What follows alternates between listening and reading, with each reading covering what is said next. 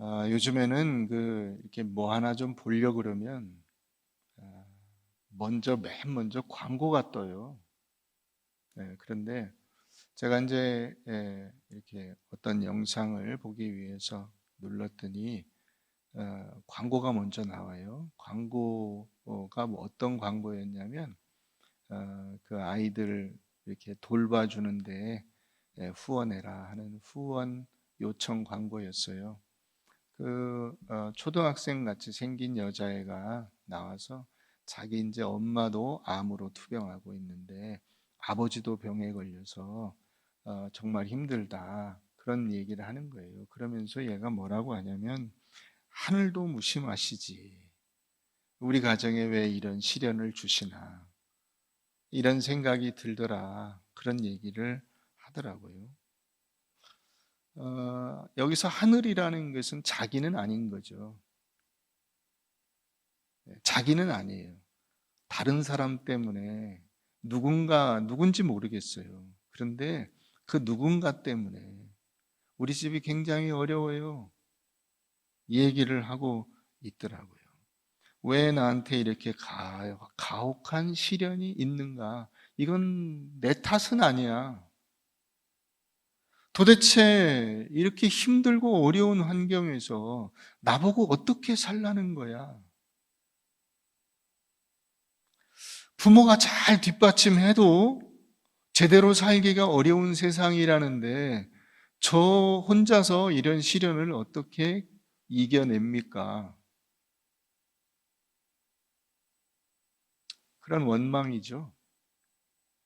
여러분, 현대인의 마음속에는 거의 대부분 이런 원망을 가지고 있어요. 원망은 자신에게 생긴 일을 다른 사람에게 전가함으로써 심리적 보상을 받으려고 하는 마음 상태예요. 원망은 자기 자신을 약자 혹은 피해자로 정하고 상대방에게 죄의식을 강요하는 것입니다. 상대방이 죄의식을 가지게 되면 그 보상을 자기가 받아서 자기의 문제를 해결해 내려고 하는 거예요. 너 때문에 이렇게 됐어. 그 상대방이 나 때문이라고? 그러면 내가 도와줘야지. 만약에 원망이 전혀 수그러들지 않는다면, 이 마음속에서 원망이 계속 생긴다면 그것은 또 다른 동기가 있는데, 그게 뭐냐면 문제 해결 자체가 나의 초점이 아니라 원망을 통해서 다른 사람들과의 병적인 그 의존 관계를 계속 유지하려고 하는 것이 아닌가. 그것이 더 큰 동기라고 생각할 수 있습니다. 그래서 이 무력감과 의존의 고리를 끊지 않고는 원망과 불평은 멈추지 않습니다. 끊임없이 원망이 생겨나요. 오늘 우리가 이 고린도전서 10장 10절 이스라엘 백성들처럼 원망하지 말자. 그 사람들은 원망하다가 광야에서 멸망당했다. 이 멸망당했다가 어떤 뜻이라고 했어요? 그 시체가 광야에 흩뿌려졌다. 먼지를 날리듯이 확 하나님께서 시신을 광야에 뿌려버리셨어요. 이 말씀이 어디에서 온 것인지 우리가 먼저 한번 좀 살펴보겠습니다. 민수기 13장을 가봅니다. 민수기 13장. 이 고린도전서 10장 10절 말씀이 이 민수기 13장 14장의 이 가데스 바네아에서의 사건을 뿌리로 하고 있습니다. 거기서부터 나온 거예요.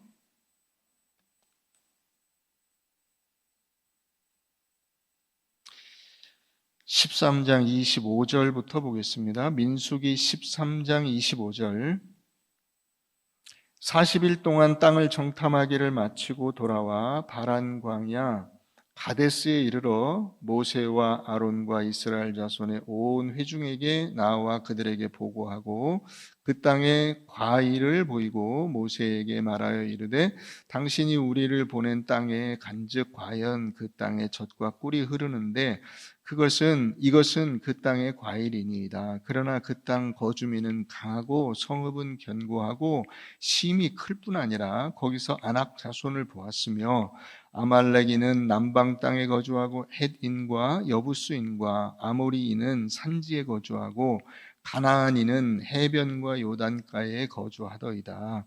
갈렙이 모세 앞에서 백성을 조용하게 하고 이르되 우리가 곧 올라가서 그 땅을 취하자 능히 이기리라 하나 그와 함께 올라갔던 사람들은 이르되 우리는 능히 올라가서 그 땅을 치지 못하리라.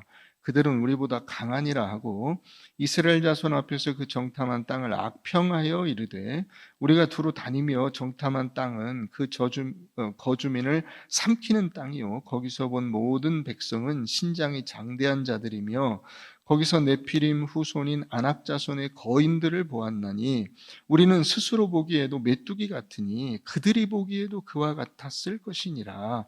온 회중이 소리를 높여 부르짖으며 백성이 밤새도록 통곡하였더라. 이스라엘 자손이 다 모세와 아론을 뭐 했어요? 원망하며 온 회중이 그들에게 이르되 우리가 애굽 땅에서 죽었거나 이 광야에서 죽었으면 좋았을 것을 어찌하여 여호와가 우리를 그 땅으로 인도하여 칼에 쓰러지게 하려 하는가? 우리 처자가 사로잡히리니 애굽으로 돌아가는 것이 낫지 아니하랴. 이에 서로 말하되 우리가 한 지휘관을 세우고 애굽으로 돌아가자 하며 모세와 아론이 이스라엘 자손의 온 회중 앞에서 엎드린지라. 그 땅을 정탐한 자 중 눈의 아들 여호수아와 여분네 아들 갈렙이 자기들의 옷을 찢고 이스라엘 자손의 온 회중에게 말하여 이르되 우리가 두루 다니며 정탐한 땅은 심히 아름다운 땅이라. 여호와께서 우리를 기뻐하시면 우리를 그 땅으로 인도하여 들이시고 그 땅을 우리에게 주시리라. 이는 과연 젖과 꿀이 흐르는 땅이니라. 다만 여호와를 거역하지는 말라. 또 그 땅 백성을 두려워하지 말라. 그들은 우리의 먹이라. 그들의 보호자는 그들에게서 떠났고 여호와는 우리와 함께 하시느니라. 그들을 두려워하지 말라 하나 온 회중이 그들을 돌로 치려 하는데 그때 여호와의 영광이 회막에서 이스라엘 모든 자손에게 나타나시니라. 이게 오늘 본문 말씀의 출처예요. 여기서부터 나온 겁니다. 원망하지 말아라. 이스라엘 백성들의 원망의 근거가 뭐냐면 그 땅을 가서 들어가려고 정탐을 해보니까 그 사람들은 엄청 세 보이고 자기들이 그냥 이 광야에 사는 사람이 별로 없잖아요. 거기처럼 그냥 막 빈 땅에 들어가서 사는 건가 했는데 가서 보니까 사람들이 다 살고 있어요. 그 사람들을 쫓아내야 돼. 나는 근데 암만 생각해도 그런 능력이 없는 것 같아. 그럴 힘이 없어. 도대체 하나님은 어떻게 하라고 우리를 아무 힘도 능력도 없는 우리들을 이 가나안 땅에 들여보내서 여기서 다 죽게 만드느냐. 이게 원망의 그 줄거리죠. 우리를 죽을 고생을 시키고 여기까지 끌고 와서 결국에는 죽는 대로 이 함정으로 몰아넣는 거 아니냐. 여러분, 하나님께서 이스라엘 백성들을 이끌어낸 목적은 하나님이 아브라함을 맨 처음에 부르실 때 이미 나와 있어요. 이스라엘 백성들은 온 세상 모든 나라의 제사장 나라로 삼기 위해서, 제사장 민족으로 삼기 위해서 먼저 하나님의 주시는 그 은혜와 복을 받는 사람들이에요. 그게 자기들에게서 멈추지 않는다고, 그게 흘러가야 되고 그것을 드러내는 사람으로 살도록 하기 위해서 지금 하나님께서 이스라엘 백성들을 가나안으로 집어넣으시는 거예요. 그래서 홍해를 건넜고 만나와 메추라기를 주셨고 반석을 쳐서 물을 먹게 하셨고 이 가나안 땅 바로 앞에까지 온 것입니다. 그런데 여기서 그들이 뭐라고 하냐면 적이 강해서, 적들이 굉장히 세기 때문에 우리는 메뚜기와 같아서 거길 못 들어간다는 거예요.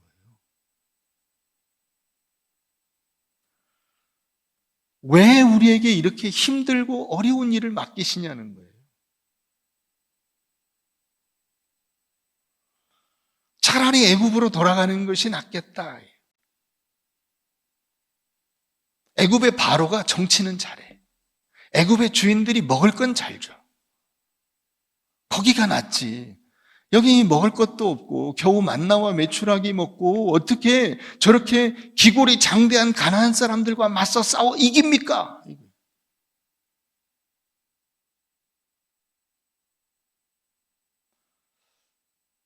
여러분, 이 노예근성이라고 하는 것이 이런 거죠. 자유인으로서의 당당함이 없어요. 노예로 있을 때는 주인 탓을 하면 돼요. 뭐 잘못되면, 뭐가 마음대로 안 되면 주인 탓이야. 주인이 이렇게 하라 그래서 한 거예요. 난 잘못 없어요. 그러나 자유인이면 남 탓을 할 수가 없어요. 자유인은 남 탓을 하는 것은 아니에요. 다 내 책임이에요. 내 인생의 조건이 어떤 조건이냐 상관이 없어요. 누구나 다 그런 핸디캡이라는 것이 있어요. 제한 조건이 있다고. 그건 어느 누구에게도 있어요. 모든 조건이 완벽하게 갖추어져 있는 사람은 없고, 혹시 그런 사람이 있다면 그것은 패망의 길로 가는 거예요. 꼭대기에 이미 올라버렸기 때문에 그 다음엔 내리막길이에요. 그걸 누가 보여주죠? 솔로몬이 보여주죠. 솔로몬은 완전 정점에서 그의 인생을 시작하죠. 그래서 어떻게 됐습니까? 저 골짜기로 내리쳐 박힙니다. 그 단적인 증거가 뭐예요? 솔로몬 죽고 나서 나라가 둘로 쪼개집니다.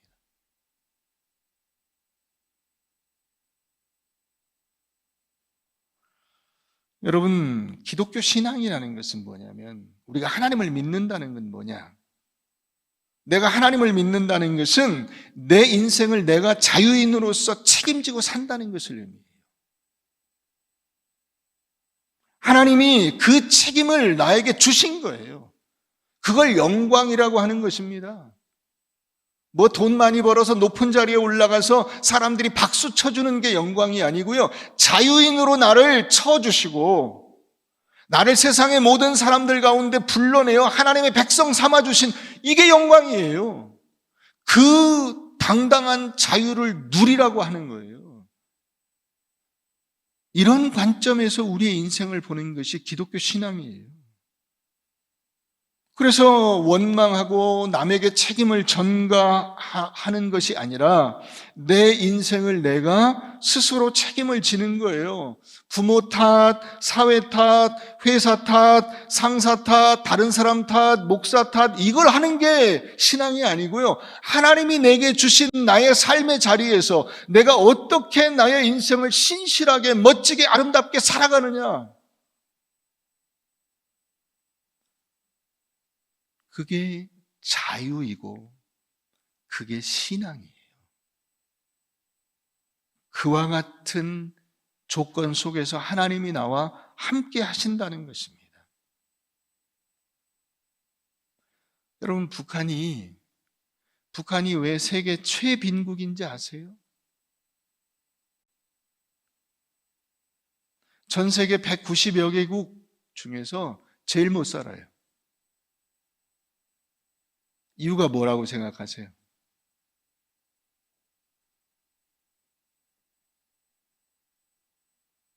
모든 것을 남 탓을 하기 때문에 그런 거예요.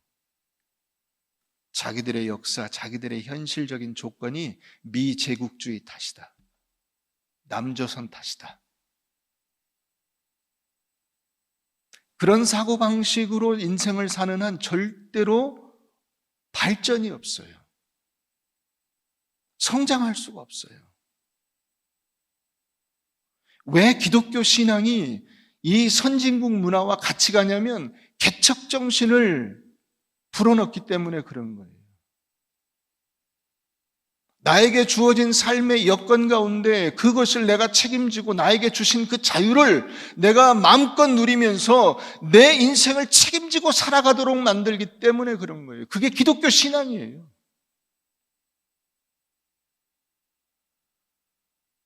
내 책임을 남에게 돌리고 내가 지금 어려운 것은, 못 사는 것은 부모 탓이다, 부자 탓이다, 회사 사장 탓이다, 재벌 탓이다, 잘 사는 사람 탓이다, 가진 자 탓이다, 기업가 탓이다, 배운 사람 탓이다.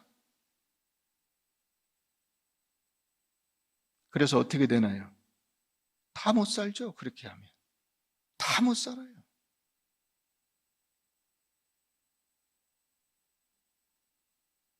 여러분, 북한 가난하니까 도와주면 좋습니다. 그러나 여러분, 그 북한을 돕는 것은 그들의 사고방식이 바뀌지 않는 한 밑빠진 독에 물붓기예요. 정확히 맞아요. 밑빠진 독에 물붓기예요. 아무리 도와줘도 일어날 힘이 없어요. 남 탓을 하기 때문입니다. 남을 원망하기 때문이에요. 역사가 이렇게 된 것이 누구 때문이다. 여러분, 과거는 돌아볼 필요가 없어요. 지금 이스라엘 백성들의 그 원망의 밑바탕에 뭐가 있는지 아세요? 과거지향적 세계관이 있어요. 과거지향적 세계관. 애굽의 노예 생활할 때 참 좋았다. 그때 우리가 고깃 가마 옆에서 그 부추와 마늘과 이런 오이와 참외와 이런 것을 먹으면서 살 때가 참 좋았다. 여러분, 그게 좋습니까?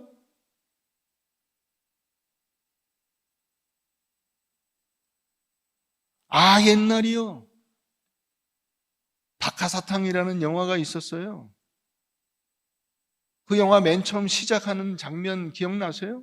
설경구가 철로 가운데 서가지고 기차가 지금 빵 하고 오고 있는데 나 옛날로 돌아갈래 하면서 소리치면서 기차에 깔려 죽죠.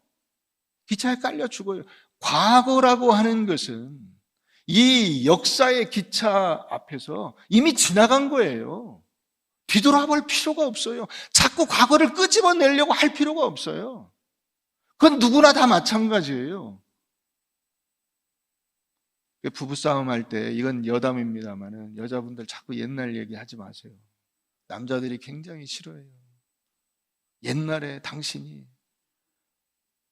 지금 현재를 바꿔야죠. 미래를 만들어 가야죠. 자꾸 뒤에 있는 얘기를 할 필요가 없어요. 여러분, 점이나 사주나 이런 게 왜 잘못됐는지 아세요? 사주가 뭐죠? 사주. 나의 출생 연, 월, 일, 시. 이게 사주예요. 연, 월, 일, 시. 언제죠? 여러분들 태어났을 때. 10년 전? 30년 전? 50년 전? 70년 전? 여러분들 태어났을 때, 그때 여러분들이 몇 년도, 몇 월, 며칠, 몇 시에 태어났느냐가 왜 중요해요, 지금? 지금 그게 왜 중요하냐고. 그게 어떻게 우리의 인생을 만들어갈 수가 있어요? 우리의 미래를 그걸로 만들어갈 수가 있어요? 여러분들이 태어난 그 연, 월, 일, 시가 여러분들의 인생에 어떤 역할을 해왔어요? 아무 쓸모없는 거예요. 그게 여러분 과거지향적 사고방식이에요.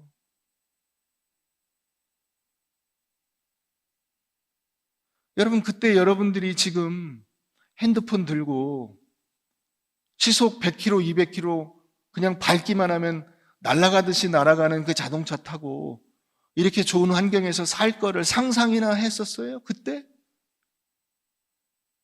그걸로 어떻게 이 70년, 80년 전에 그걸로 어떻게 지금 현재를 만듭니까?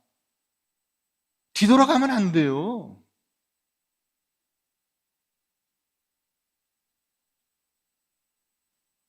과거는 잘했든 잘못했든 그냥 과거일 뿐이에요.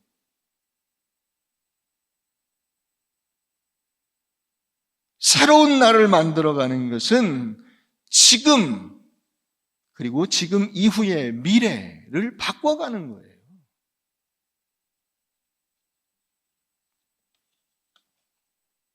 여러분, 신앙도 마찬가지예요. 우리가 교회 생활을 한다는 것이 무엇인가를 여러분 잘 아셔야 돼요.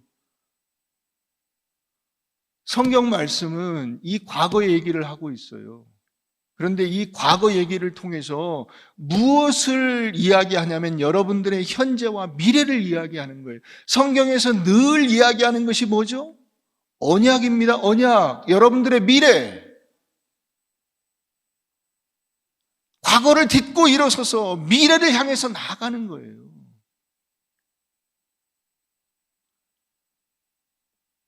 미국의 UCLA라고 하는 아주 유명한 대학이 있어요. 거기 한국사, 한국 기독교 역사를 가르치는 훌륭한 교수님이 계세요.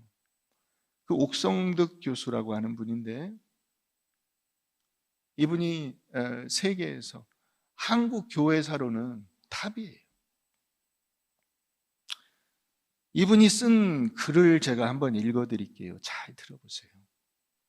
1990년에서 2021년까지 한국 교회 중에서 약 500여 개의 교회가 다양한 형태로 세습을 했다. 작은 교회를 빚더미처럼 떠안은 경우를 제외하고는 대부분의 세습은 불법이며 비성경적이다. 헌법에 버젓이 세습 금지 조항을 넣은 통합교단도 세습을 했다. 세습 교회의 90% 이상은 교인들이 투표로 세습을 승인했다. 세습은 70년대 교회 성장 시대의 사생활이다. 교회의 양적 팽창을 유지하기 위해서 하나님께서 원치 않는 일을 한 것이다. 이중장부로 빼돌린 헌금으로 부동산 투자를 하고 교회 돈으로 자녀 유학을 보내고 교회 헌금으로 자기 집안을 세우려는 졸부 출세주의, 가족주의다. 과거 자기 행적을 높이고 정당화하기 위해서 자녀를 볼모로 잡는 과거주의의 폐해이다. 30년 전 부친 목사의 화려했던 과거에 자기 교회를 묶어 놓으려는 반역사의식의 산물이 바로 세습이다. 이렇게 비판을 했어요. 쉽게 말하면 성공한 과거를 지키겠다고 잘못된 미래를 선택한 것이다. 이렇게 말하고 있는 거예요. 과거주의예요, 과거주의. 옛날 성공한 그 아버지 같은 과거를 아들 보고 만들어내라고 하는 거잖아요. 그거 아니라는 거예요. 두 번째로 이스라엘 백성들의 원망의 밑바탕에 있는 것이 있어요. 그게 뭐냐? 타인과의 비교에서 나오는 열등감입니다. 이 열등감에서 원망이 나오는 거예요. 도저히 가나안 사람을 이길 수가 없을 것이다. 우리는 메뚜기 같다. 이게 자기들의 자아 정체성이죠. 그러면 이 정체성이 맞냐 이거죠. 맞냐. 우리가 이 민수기 13장, 14장만 읽어보면 그들의 말이 맞을 것 같아요. 그렇죠? 근데 여러분, 그게 아니라는 것이 바로 그 다음 단계로 넘어가면 우리가 알 수가 있어요. 이제 이 사람들이 죽고 그 다음 세대가 요단강을 건너서 여리고로 들어갑니다. 여리고 성을 무너뜨리는데 거기 기생라합이 있죠. 그 기생라합이 그 정탐하러 온 정탐꾼들에게 뭐라고 이야기하죠? 너희가 저 애굽에서 나와서 너희 신이 이 광야로 이끌어서 가나안을 들어오려고 한다는 소리를 듣고 가나안 사람 전체가 겁에 질려가지고 공포에 떨고 있다. 이렇게 얘기를 해요. 완전히 잘못된 거죠. 현실 인식이 완전히 잘못되어 있어요. 그 사람들은 이스라엘 백성들을 보고 공포에 벌벌벌 떨고 있는데 이스라엘 백성들은 스스로 뭐라 그래요? 우리는 메뚜기와 같으니 그들이 보기에도 똑같았을 것이다.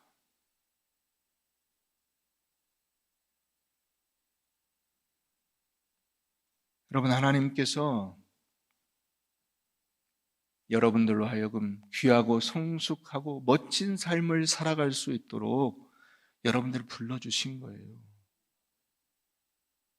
자꾸 세상하고 똑같으려고 하지 마시고 세상과 자꾸 비교하려고 하지 마세요. 우린 돈이 없어서, 우린 권력이 없어서, 우리는 세상 사람들처럼 이렇게 뭔가 재주가 없어서 안 돼요. 아니에요. 하나님이 이스라엘 백성들을 가나안 사람들처럼 만들려고 지금 애굽에서 꺼낸 게 아니라 가나안을 하나님을 믿는 그 신앙으로 정복하고 변화시켜서 제사장 나라를 만들어 갈 수 있도록 하는 목적으로 그 언약을 주시고 그 언약을 성취하기 위해서 지금 불러내신 거예요. 여러분들을 저 세상에서 불러내신 이유가 바로 거기 있다고요. 세상 사람들처럼 똑같이 살라고, 그들과 같은 모습으로 살라고, 그들과 같은 모습으로 살려고 그러면 여러분들은 열등감에 쩔어서 일생을 그냥 벌벌벌벌 떨면서 살아야 돼요. 그게 아니라고요. 그게 목적이 아니라고요. 그러니까 여러분 겁먹지 마세요. 예수님께서 뭐라고 하시죠? 담대하라, 내가 세상을 이기었노라 하시니라. 세상은 어떻게 이겼어요? 예수님 십자가에 달려 죽으셨는데 어떻게 이겼어요? 예수님이 억울한 재판을 받으시고 그 재판에서 져서 억울한 형벌을 받고 한 맺힌 죽음을 당하셨는데 어떻게 세상을 이긴 거예요? 아무리 죽이려고 해도 죽일 수 없고 아무리 짓밟으려고 해도 짓밟을 수 없도록 하나님께서 부활시켜 놓으신 거잖아요. 그 세상으로, 그 은혜로, 그 능력으로, 하나님의 그 약속으로 이기신 거예요. 우리가 이 사실을 놓치면 안 되는 거예요. 제가 우리 교회에 처음 올 때 맨 처음 한 설교가 이 설교예요. 이 민수기 13장. 그때 저는 우리 교회가 어떤 교회인지 전혀 몰랐습니다. 그냥 목사님 선보러 오셔서 설교 한번 하세요 해가지고 이 민수기 13장, 14장을 가지고 설교했어요.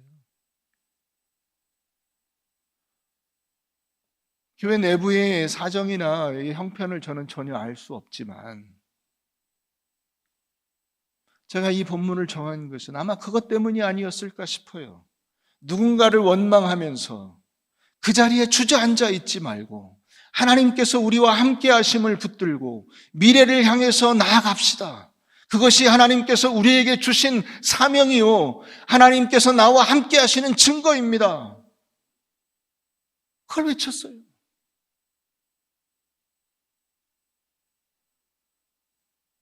여러분, 이스라엘 백성들이 뭘 아쉬워하는지 보실래요?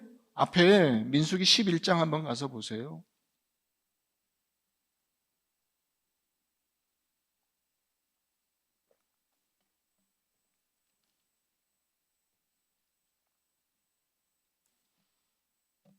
일 절 보면 이렇게 돼 있어요. 여호와께서 들으시기에 백성이 악한 말로 뭐하매?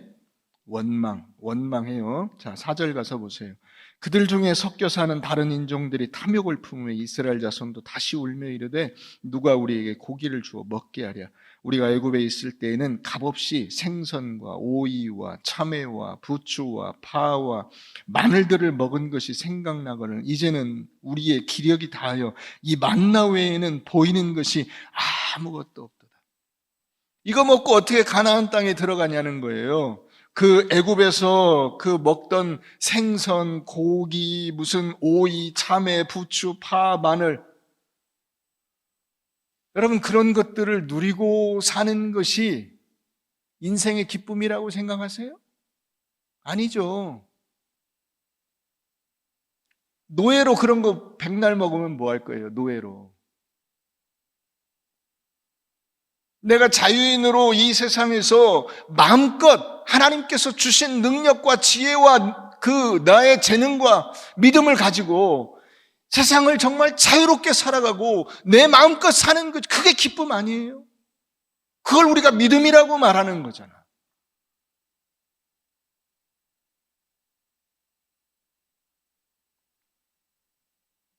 이런 육체적이고 세속적이고 물질적인 이런 것들과 하나님의 그 구원과 은혜와 사랑과 감격과 영광과 이런 것들을 비교하고 있어요. 내가 손해라고 생각을 하는 거야. 그런 것이 없으면.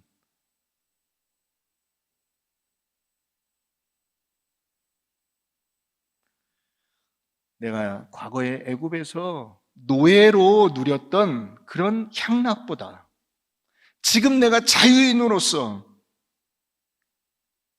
마음껏 살 수 있다면 차라리 이 광야에서 내가 죽는다 한들 얼마나 기쁘고 감사합니까? 이것이 여러분 믿음을 가진 사람의 생각이죠. 그렇잖아요. 참신앙인은 과거에 죄악되고 비굴한 그 생활로 회귀하는 것보다 고난의 현실을 꿋꿋이 인내하고 끝까지 하나님께서 허락하신 그곳으로 나아가는 것, 그것을 목표로 삼는 사람이에요. 여러분, 그렇기 때문에 뒤돌아보면서 원망하지 마세요. 자꾸 과거를 반추하지 마세요. 그건 나이에 상관이 없어요. 어린애라도 자꾸 부모 원망하고 사회 원망하면 그거는 노인네나 다름없어요. 죽은 것이나 마찬가지예요. 그러나 80 노인이라도 미래를 이야기할 수 있는 사람은 젊은 사람이에요. 그건 믿음의 사람이에요. 우리가 갈렙에게서 그 모습을 보게 되죠.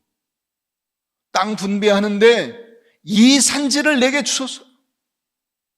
내가 여태까지 내 80이 넘었어도 기력이 아무 문제가 없습니다. 하나님께서 나에게 맡겨주시면 나는 얼마든지 거기를 정복하고도 남을 줄로 믿습니다.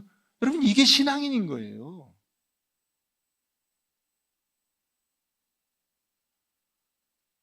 여러분, 결국 이스라엘 백성들이 아무리 원망하고 불평한다 하더라도 하나님께서 그들의 인생을 책임져 주십니다. 그와 똑같습니다. 오늘 하나님은 우리와 함께 하시고 우리와 동행하시고 끝까지 우리 인생을 책임져 주실 줄로 믿으시길 바랍니다. 그렇기 때문에 원망하지 마세요. 불평하지 마세요. 책임전가하지 마세요. 제일 바보 같은 사람들이에요. 부부싸움 하면서 당신 때문이야. 제일 바보 같은 사람이에요. 자식이 부모 원망하는 거, 아버지 때문에 물려준 게 없어가지고 우리 집은 가난해서, 제일 바보 같은 사람이에요. 여러분들의 자녀가 그러거든. 여러분 걔들 위해서 기도 많이 하세요. 많이 하세요. 여러분, 모든 사람이 다 그런 어려움이나 한계가 있어요. 그걸 딛고 일어서는 거예요. 뒤쳐다보고 후회하지 마세요. 움츠러들지 마세요. 하나님 나라를 향해서 전진하시기를 바랍니다. 믿음으로 전진할 때 우리 앞에 그 길이 열려질 줄로 믿으시길 바랍니다. 신앙생활 수십 년을 했어도 아직도 여러 가지 어려움들을 불평하거나 혹은 주일 성수 혹은 어떤 11조 헌금 봉사, 교회에서 하는 어떤 일들에 참여하지 못한다면 여러분 거기를 넘어가실 수 있게 되기를 바라고, 여러분들이 이미 거기를 넘어오신 분들이라면 더 크고 인격적인 하나님을 경험하는 놀라운 은혜로 전진하실 수 있기를 바랍니다. 미래에 대한 하나님의 약속과 언약을 굳게 붙드십시오. 우리는 하나님을 따라, 하나님의 말씀을 따라 여기까지 온 겁니다. 여기서 멈추는 것이 아니에요. 더 앞으로 전진하는 거예요. 반드시 가나안 땅에 들어가게 될 것입니다. 젖과 꿀이 흐르는 그 땅을 우리에게 주셨습니다. 하나님께서 그 땅을 인도하여 드리리라고 우리에게 확실하게 말씀하여 주시지 않습니까? 우리의 미래는 하나님 안에서 보장되어 있어요. 우린 이겨놓고 싸우는 거예요. 도착해놓고 지금 가고 있는 거예요.